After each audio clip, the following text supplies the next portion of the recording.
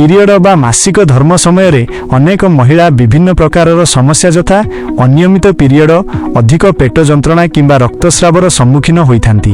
एहार समाधान पाई किछि सहज घरोई उपचार एवं जीवनशैली रे परिवर्तन निम्न रे दियागला। 1. खाद्यपेय रे परिवर्तन। अदा चा।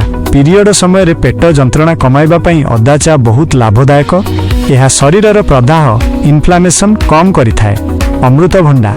अनियमित पिरियड समस्या थिले कंचा अमृतभंडा खाइबा द्वारा जरायुर मांसपेशी संकुचित होई पिरियडर स्वाभाविक हेबारे साहाय्य करे। पानी। दिनकू अति कमरे 8 बिना 10 ग्लास पानी पियंतु। यह द्वारा शरीर हाइड्रेट रहे एवं पेट फुलिबा ब्लोटिंग कम हुए। 2. घरोई समाधान। उषुम पानी सेक।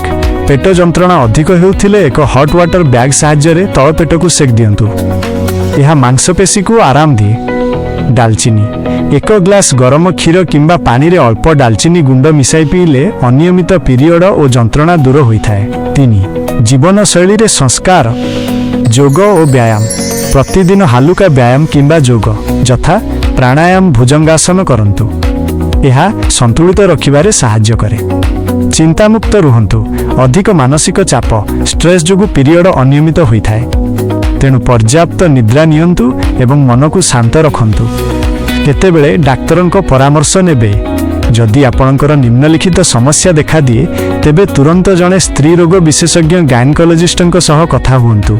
जदि 3 मासरु अधिक समय धरी पिरियड बंद रहे, जदि 7 दिनरु अधिक समय धरी प्रबल रक्तस्राव हुए, जदि पिरियड समय रे असह्य जंत्रणा हुए जहाँ औषध खाइले भी कमे नहीं, पिरियड मझिरे बारंबार रक्तस्राव हेबा। सूचना। एही तथ्य केवल साधारण सूचना पाई। जदि आपणकर पीसीओएस किंबा थायराइड भली कौनसी स्वास्थ्य समस्या अछि तेबे डाक्तरंक परामर्श नेबा जरूरी।